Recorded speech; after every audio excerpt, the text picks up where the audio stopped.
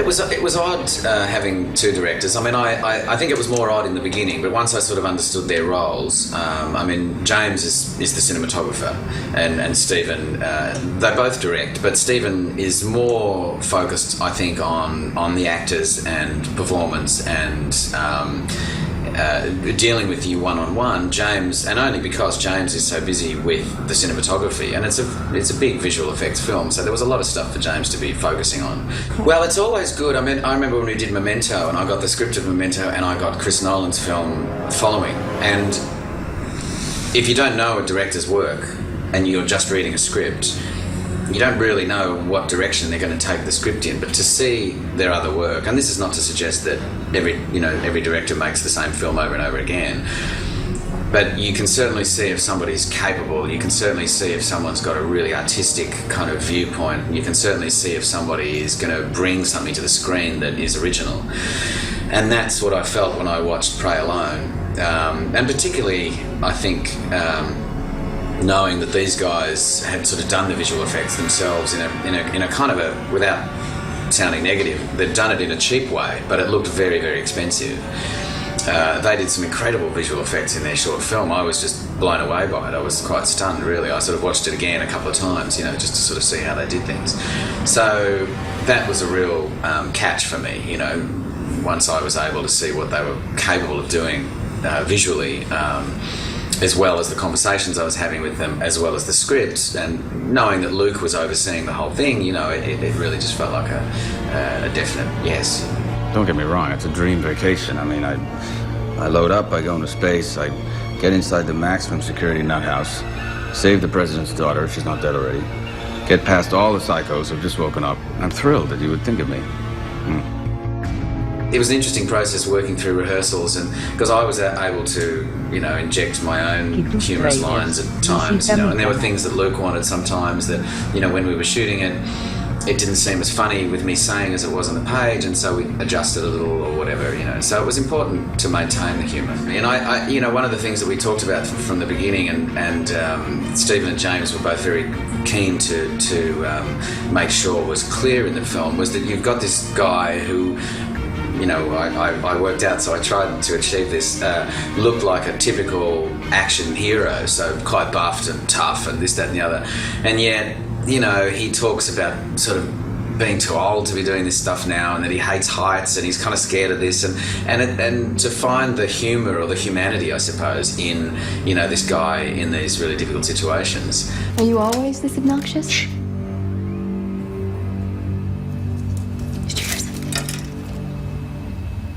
No, I'm just enjoying the silence.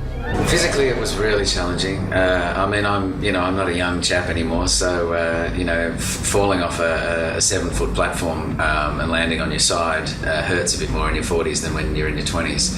And as I say, tackling people to the ground and fight scenes and getting bruised and this, that and the other, it's all harder as you get older. I've always been fairly physical, and I've always done a lot of weight training, and so I just slipped back into weight training mode. We made the movie in Serbia, and there was a couple of serious bodybuilding gyms in Serbia, so I was down there every night after work lifting weights. So it was really challenging, but I enjoyed the challenge. I think that that aspect of the character, it was really important. His physicality was really important, and he looks, I'm sort of beefed up with these kind of, flak jackets that have got, all sorts of pockets for all sorts of things, and so you kind of end up looking like an action doll, with muscles and big machine guns and various things. I'm happy not to go. You're going. Okay. Go now. All right.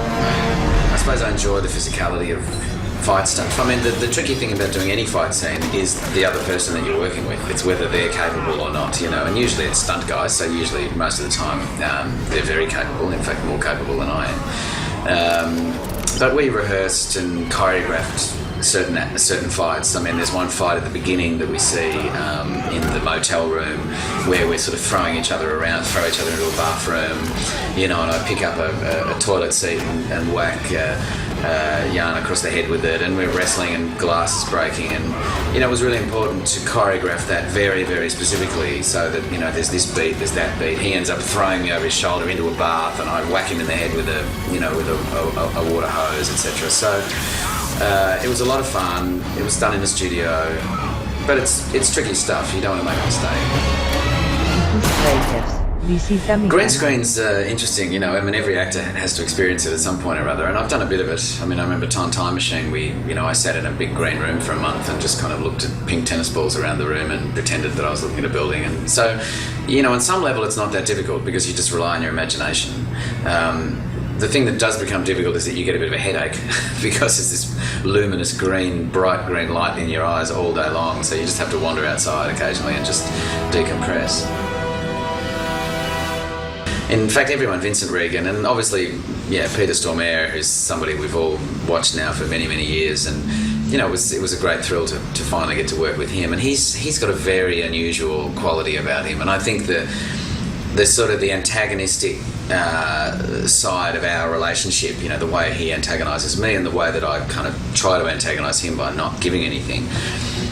Was fun, you know. We had a fun time together. The interrogation scene, obviously, where he's trying to get answers about what happened back in that room, and you know, having his guy punch me every time I don't answer a question.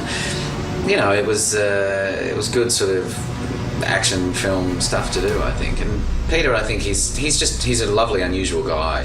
And Joe Gilgun is fascinating. I mean, Joe's just this nutty kind of really brilliant, unhinged kind of guy who's fantastic, really loving, fantastic guy, but he comes from a background so different to mine.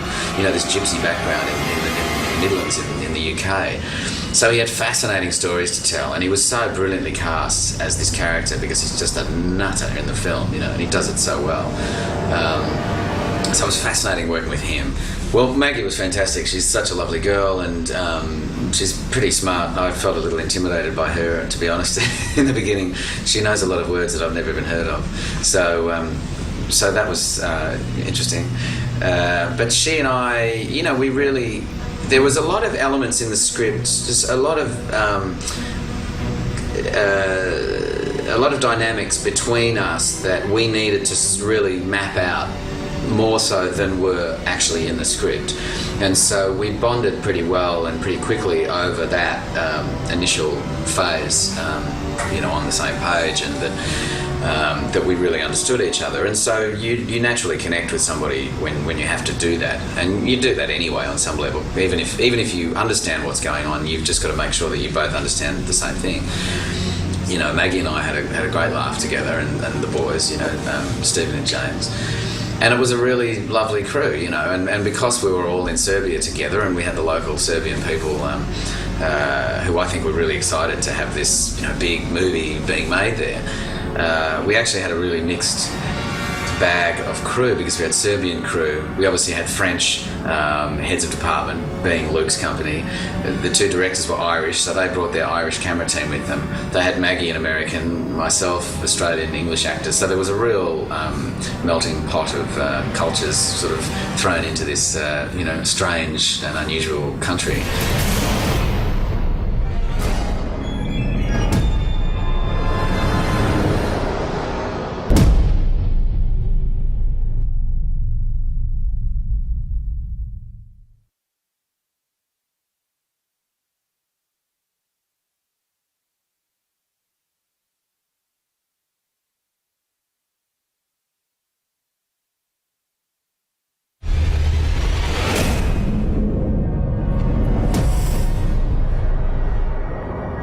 Luc Besson sent me the script by email. He's got a gun! So yeah, I was excited about it. I was like, when do we shoot it? I love it. Please stop. Just stop. I'll do anything you want. Just please stop. It's funny, everyone asks about having two directors as if it's... I think they imagine it like you would just choose two random people off the street and yoke them together and expect them to work together. And of course, hilarity would ensue. Right. But when we're talking about James and Stephen, they've been a team for so long, and they have a shorthand that's practically telepathic. So you're never getting different direction from two sides. You know, maybe if they're sort of still ironing something out on the fly and we're making some decisions, you know, they know each other so well, it can be just kind of a look. And then suddenly they're in a unified party line, you know, somehow telepathically they've come together.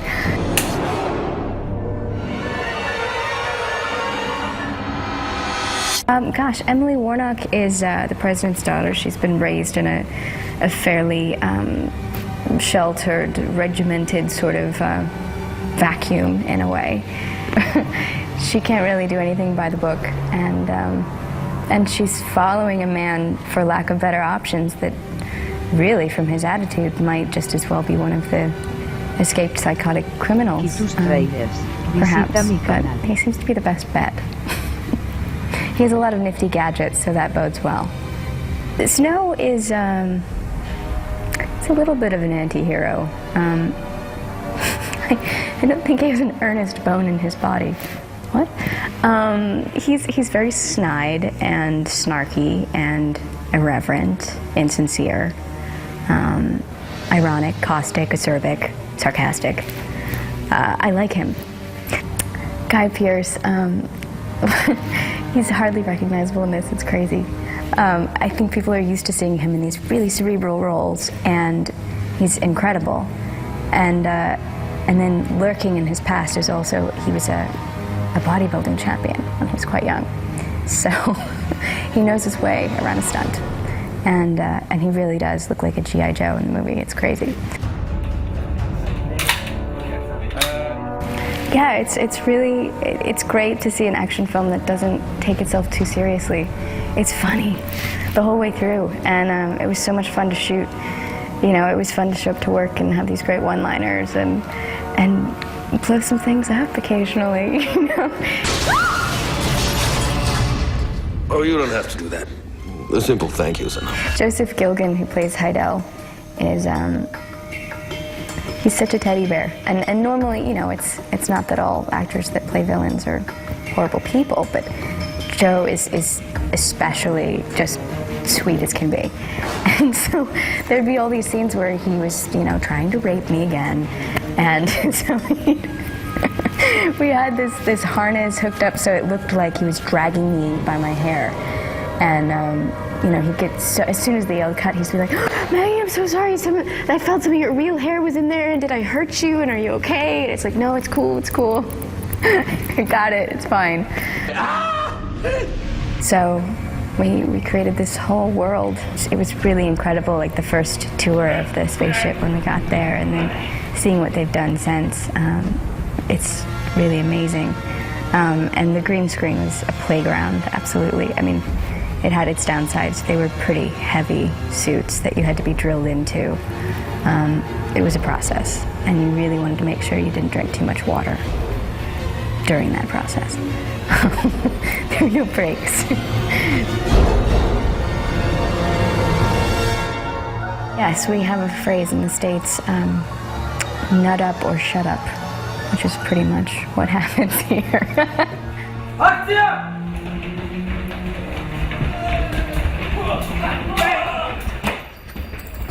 You know, it's funny, I consistently find myself in chiefly male environments, as you say. And I think it's wonderful because I happen to love men. I just love that masculine energy, you know. It's very, it's a good surroundings, you know, the combat training and everything. You know, you kind of have to talk some smack to get along. I think it's just funny, the effect on the crew after a couple months of working in a stage. You know, we're all in Serbia. Most of us are coming from a pretty great distance, and it's funny to kind of go into space every day. You know, and you leave the hotel and it's dark, and you come home and it's dark, and it does start to wear on you. It's a bit like Groundhog Day, where it's sort of like, oh, that was last week? What day is it? Who am I? You know?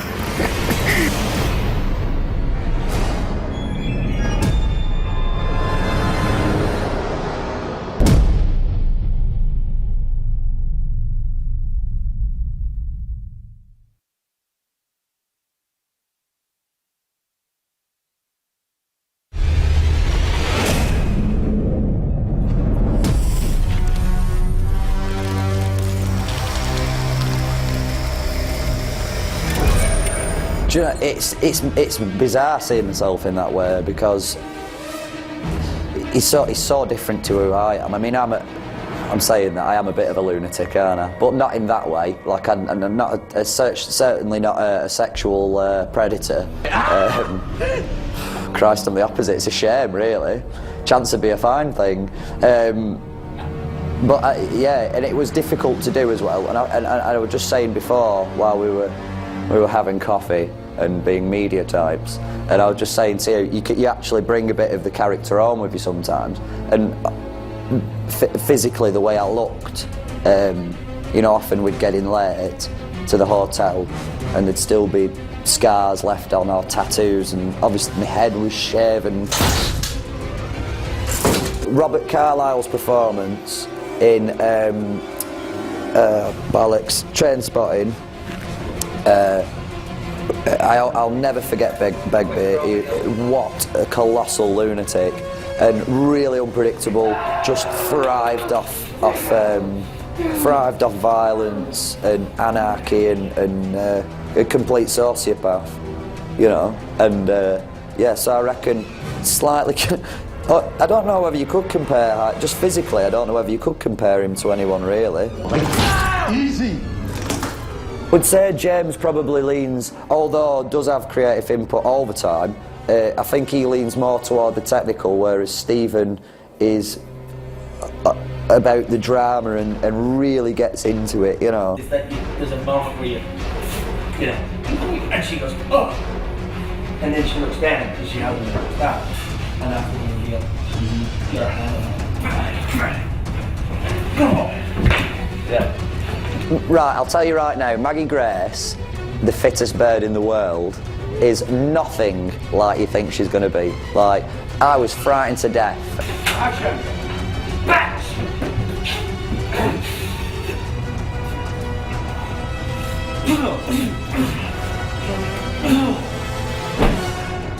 Playing with the green screens were mental because, yeah, it was crazy. I've never been in the presence of so much green.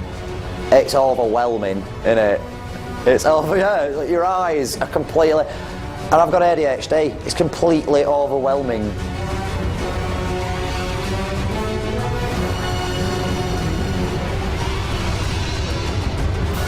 There's bits of it that really remind me of Alien, just because of the tunnels, the long passages and tunnels. Because that was a spaceship. They made a spaceship. It was mind-blowing what that Serbian work team did. Unbelievable. Like, they'd be welding as we'd be working. They were constantly welding. You'd turn around, somebody would be welding all the time, burning the retinas out, not even got a mask on, like that. The whole experience it wasn't just filming, for me anyway, it was my first big shoot. It was a massively intense experience, and I learned so much, man, about myself, particularly about myself.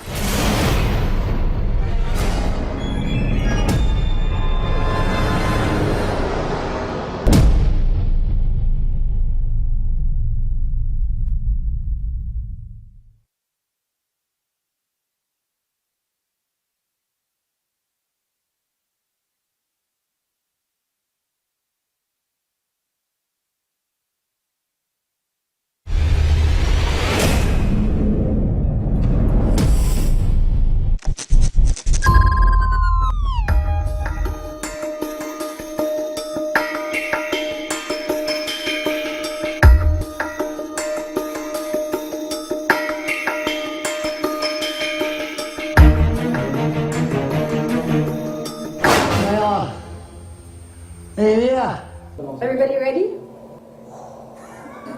I'm rubbish do you know, I'm terrible in interviews now because I get carried away. And I tell you what, instead of I'll just apologise for how random this whole damn thing's been from me.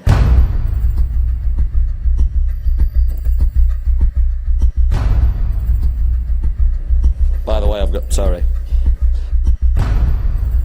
Burgess. How's that? I was attacked by a shark. Not in space, it was in seaside. Visita mi canal. Blackpool. With Guy Pearce. Guy, that's what happened. Guy was attacked by a great white. I swam in, fully battered it. But he got me a little bit. with his tail, like that, and it just sort of... I've got the figure of a reader, and I can't read. I'm dyslexic, right?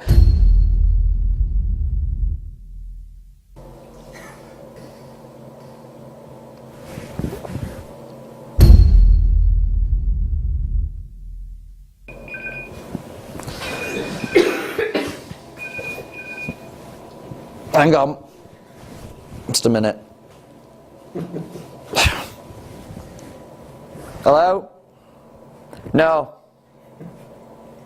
I'm doing a thing for an interview for Lockout. Yeah. Just tell your mum I said to put a bit of cream on it and it should be gone in a week. There's not even anyone there. I was lying. I was holding up the interview. I was lying. That was acting. That was me acting. For real. Give the lad a job. Give him a job.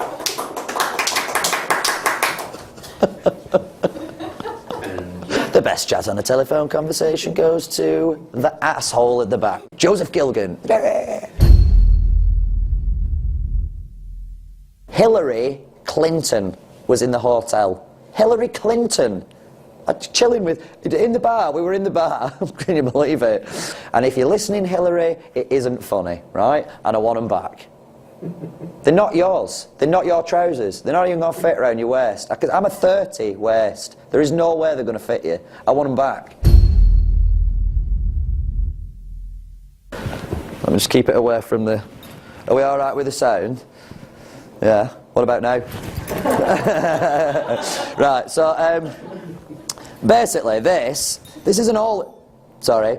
This is a long jumpsuit. I don't know whether you recognise this. Obviously you do, because you've just seen the frigging film. Unless you've watched the DVD extras before you've watched the film, in which case you're a stupid person, and you've got it the wrong way around. So switch the DVDs round now, because you're about to become irritated. I think the idea was, as well, when they were writing, it's really heavy. Let me just go and put that. We've got to keep them really safe. I'd hate for anything to ever happen to them. I'd hate for anything to ever happen to it.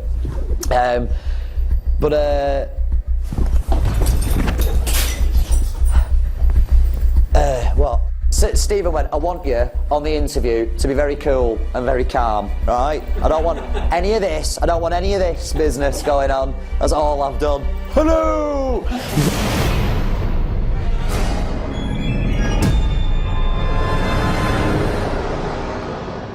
I'm single, by the way, and no one will have me. My number is 1. That's it. Just press 1 and ring. It's straight through to me. Hello? My sweet, my little Emily, where have you gone? I'm slighted so by thee.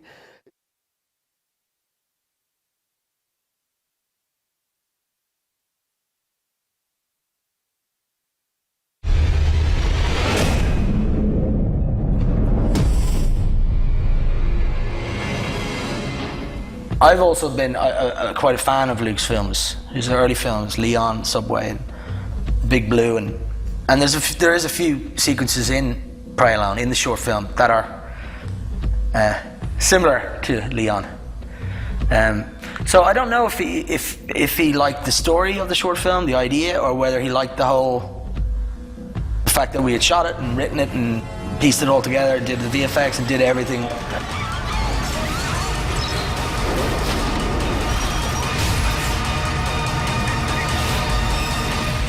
Part of the reason that James and I like working together, I think, is that you get to do the overall thing. You know, if you're, especially like it always comes down to the script and it always comes down to the idea, and then everything else sort of comes from that. Like your photography will suit the story, or you know, the directing or the tone or whatever it may be. So being able to sort of control those other elements is really important for me anyway, because it means that at least you get, you know, what you want, or most of what you want. The other good thing about working with James, and because we've been working together so long, that there is a sort of you know, there's a language, a shortcut to conversations. You know, you'd say, well, it's sort of like this, or we can do this, this, and this, and between us we understand things very quickly. It wouldn't be storyboards to the extent where the storyboards would be so precise. They're not exact shots, you know, but the intention is correct. So the room sort of looks like this. It looks like this for this reason, because this is going to happen in this scene, or something is going to happen later, or something's happening earlier. So, and it gives you a big picture of what things are going to look like and feel like. And it's also really helpful just to get an idea of the tone of the film, you know, because you can, you know, to try and keep it funny, but to try and keep it kind of serious as well at the same time. That's yeah. Part of it is that if you the level of humor that I like, or that dry wit, is that you never play it for a laugh. Mainly because the character himself doesn't think it's necessarily funny. Or laugh if you want, I don't care. It's part of that's part of his attitude. It's part of the wit. It's part of the wit is to actually not really care. Yeah, Snow is a character who is on paper not really a very likable character, in the sense that he's, you know, he's cynical. He doesn't really care about anybody, but he's very funny, sort of dry wit, humor. His character was always that way from the start. It's part of the original. I think when when we were talking about it to Luke, the idea of the sort of chemistry between Emily and Snow was sort of in my head was sort of like the, you know, the African Queen, or that type of film, you know, where it's really about these two opposites. You know, there's a certain level of spectacular, you know, action, you know, it's always good, you know. But I think ultimately, you know, people will go and see a movie because they want to see people, and they want to see characters, and they want to see how they react and how they develop in situations, you know. And it also means, you know, that when you get actors, you know, like Joe Gilgun or Vincent Regan, and you sort of set them up and you say, look guys, this is this sort of setup, you're this guy, and you know, and there's parallel actually with Alex and Heidel, is, you know, they're brothers, and Alex is obviously the older brother, and he's trying to take control of the situation. He's trying to figure it out, strategy, and sort of say, okay, well, if we do this, we'll do that. And Heidel, his brother, is the complete opposite. He doesn't think about anything. He just works on impulse, you know. Sorry. The previs, I mean, also from a visual effects point of view, you know, you obviously need to do a previs because you need to know what amount of shots, visual effects shots there are, etc. But the previs for me is much more about the tone of the film and getting an idea of, you know, the wardrobe and just how everything is going to sit in the end. Because on the day you're not going to have any time to change anything really. You know, it's kind of, it's go, go, go, you know. So we were filming in Belgrade. So with the crew we had, it was sort of a lot of French, a lot of Irish, and Belgrade and English. So this whole mix of different nationalities. And of course we had, the way James and I shoot is we try to keep the camera crew very, very small. Even if we have two cameras, James will operate one, and we have, you know, even if we have two cameras, we try and keep the crew to, you know, a very small amount, 2 or 3 guys that we trust and we know, and it means that the actors aren't forced into a start-stop scenario, you know. It means that don't worry about the camera guys will figure out everything they need. So, and it also means that Guy or Maggie or Joe or any of these people will be on first name basis with Owen or Oisin or the guys. So they, you know, when they're taking focus marks or anything like that, it's all done as, am I good here, am I good there? So it's all kind of just happens in a very small unit, in a small, we know. Now of course there's 100 other people sort of outside of that who are doing everything else that's needed.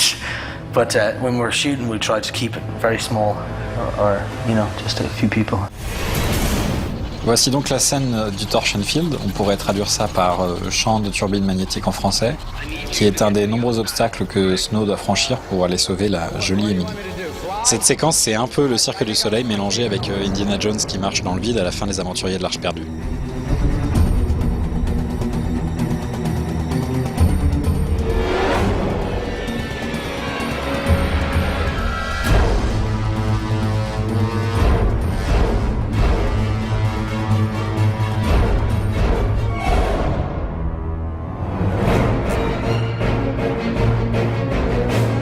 Pour fabriquer ce décor, nos amis du département construction ont fabriqué ce pan de mur qui ressemble à un mur d'escalade. Pour le tunnel d'accès, ils ont utilisé une vieille carcasse d'hélico de l'armée serbe. Le reste, c'était du fond vert, qui a été plus tard remplacé par l'équipe VFX. L'équipe VFX, ce sont ceux qui gèrent les effets visuels numériques. On s'est aidé de beaucoup de câbles dans cette scène. Les gars des cascades ont répété et répété encore avec Guy toutes les acrobaties qu'ils devaient accomplir.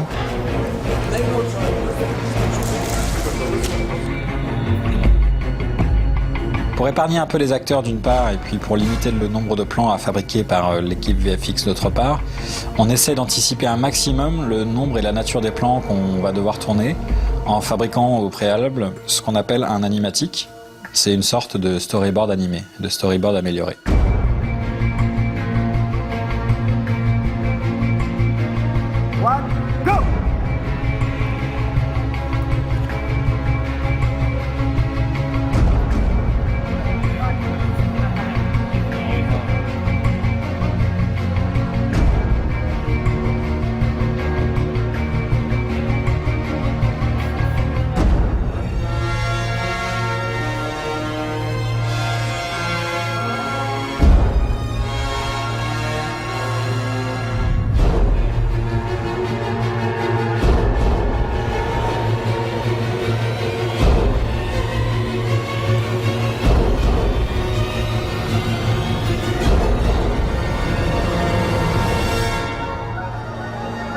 Les réals se sont amusés en sortant la grue avec la caméra fixée sur ce qu'on appelle une tête 3D qui peut pivoter dans tous les sens, en haut, en bas, sur les côtés.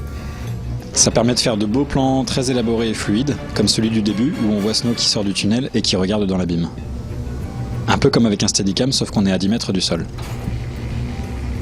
Et puis pour avoir des plans un peu plus dynamiques et pour être au plus près de l'action, notamment quand Snow et le détenu se battent dans les airs, James, un des deux réals, est monté dans une petite nacelle et il a pris sa caméra à l'épaule. Ça donne un aspect plus saccadé au plan, ce qui colle davantage à la nature même de la scène.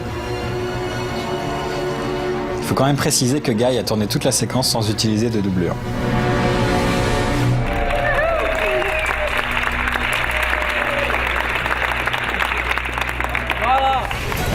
Here's an apple and a gun. Don't talk to strangers. Shoot them.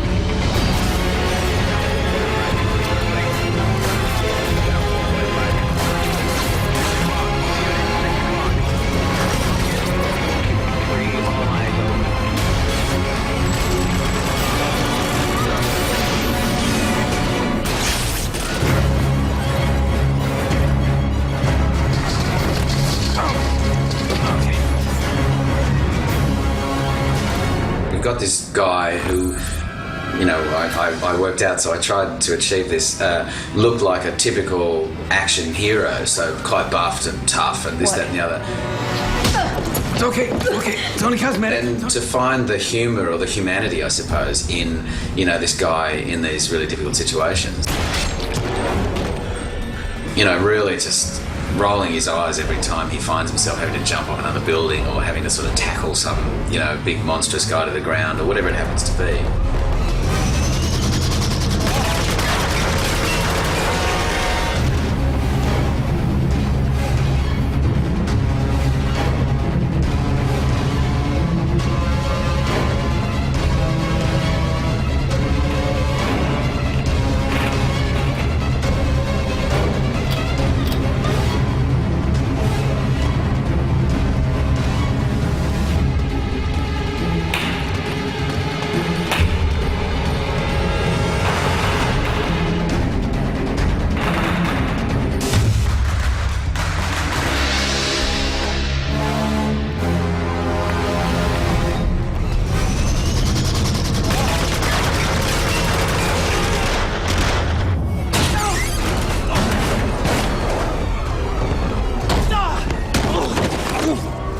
also from a visual effects point of view, you know, you obviously need to do a previs because you need to know what amount of shots, visual effects shots there are, etc.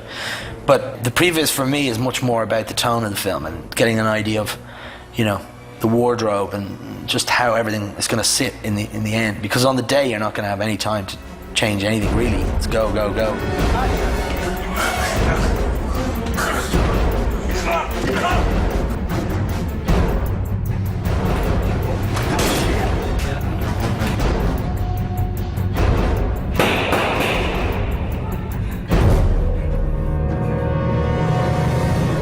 Guy Pearce, it's great to see him come to the action genre. You know, it's a new thing for him. You know, it's funny, I consistently find myself in chiefly male environments, as you say. And I think it's wonderful because I happen to love men.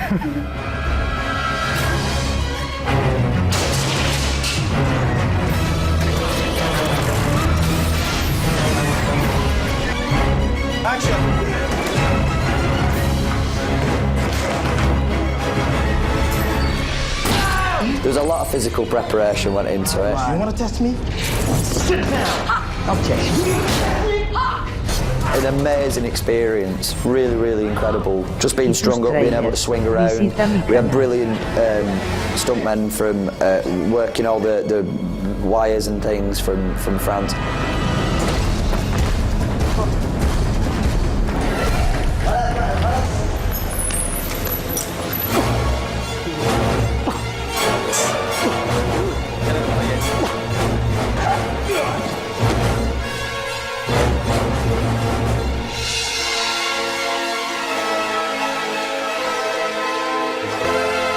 Ils sont solides, les cascadeurs servent, mais les murs, pas trop.